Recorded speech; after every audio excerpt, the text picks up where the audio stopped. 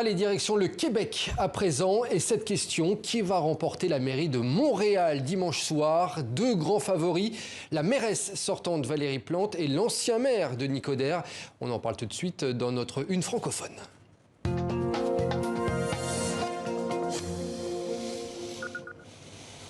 Et en ligne avec nous depuis Montréal, Daniel Pilette, vous êtes professeur au département stratégie à l'Université du Québec. Merci d'être avec nous. Je le disais, donc deux favoris pour un mandat de 4 ans, Valérie Plante, la mairesse sortante, et Denis Coderre, qui avait été élu maire en 2013.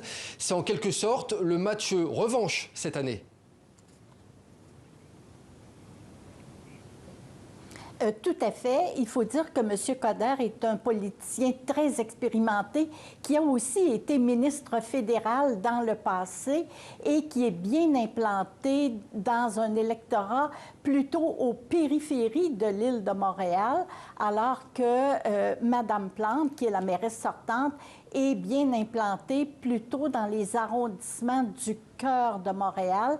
Elle préconise la mobilité active, alors que M. Coderre préconise davantage le développement immobilier. Et d'ailleurs, il y a œuvré au lieu de demeurer chef de l'opposition après sa défaite de 2017.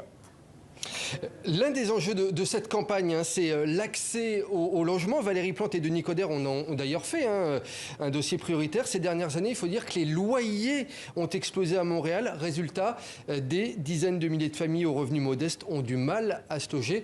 Comme on va le voir dans ce reportage de notre correspondante Catherine François. En septembre, Régent Petitclerc a reçu une lettre de son propriétaire. Il lui demandait de quitter d'ici le 1er novembre cet appartement de 3 pièces dans lequel il vit depuis 2015. Il m'a dit, bon, ben ça va rester entre nous autres, là. Oui. Je vais te donner le mois d'octobre gratuit, mais tu pars à la fin d'octobre. OK. Je vais te donner 500 $ tout de suite et je te donnerai 2500.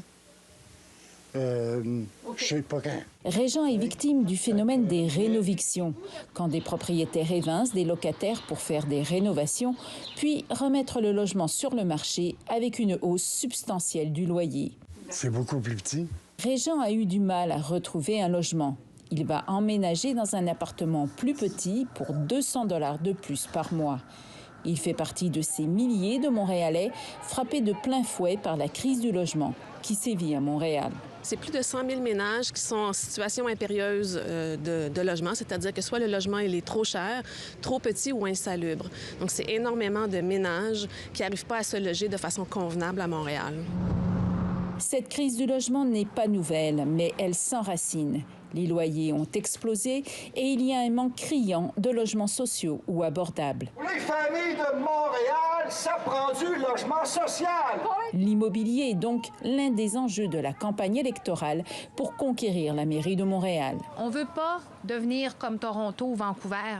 En fait, Montréal peut se targuer d'être encore une ville abordable, mais c'est pas, ça commence à être très fragile. La mairesse sortante, Valérie Plante, promet la construction de 60 000 logements pour les 10 prochaines années.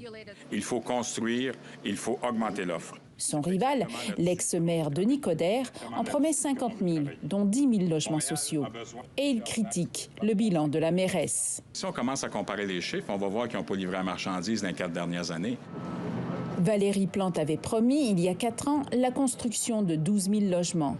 De ce nombre, plus de 7 000 sont effectivement occupés, mais seulement 1 000 sont des logements sociaux. Pour nous, toute administration, en tout cas tous les candidats et les partis actuels doivent véritablement se doter d'objectifs beaucoup plus ambitieux si on souhaite véritablement répondre à la crise du logement. Puis je ne suis pas protégé du tout. Régent, lui, déplore le peu de recours dont disposent les locataires contre les abus de certains propriétaires. Et il espère ne pas vivre une autre éviction dans son nouvel appartement. Daniel Pilette, on vient de le voir, le logement, c'est donc l'un des principaux enjeux. Mais sur quel autre sujet va se jouer cette élection ?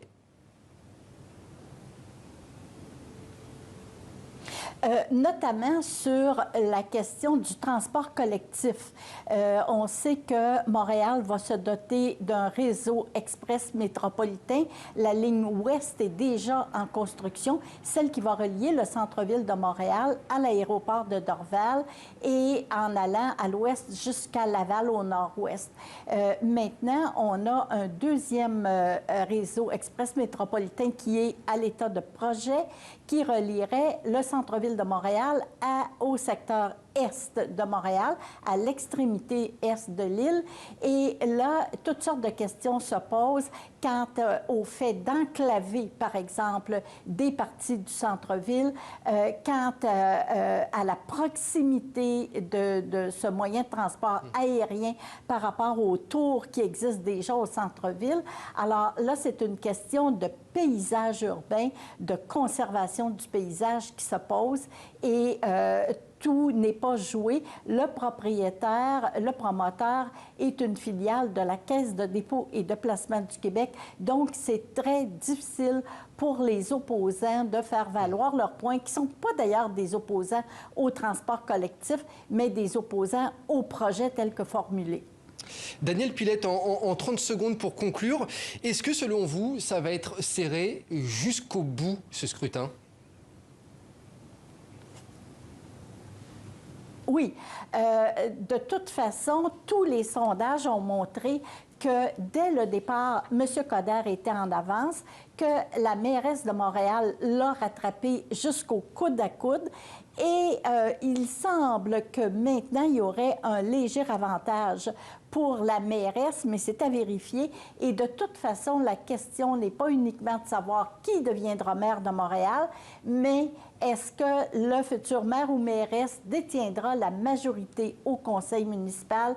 Il faut atteindre le chiffre magique de 33 sur 65 membres du conseil de ville.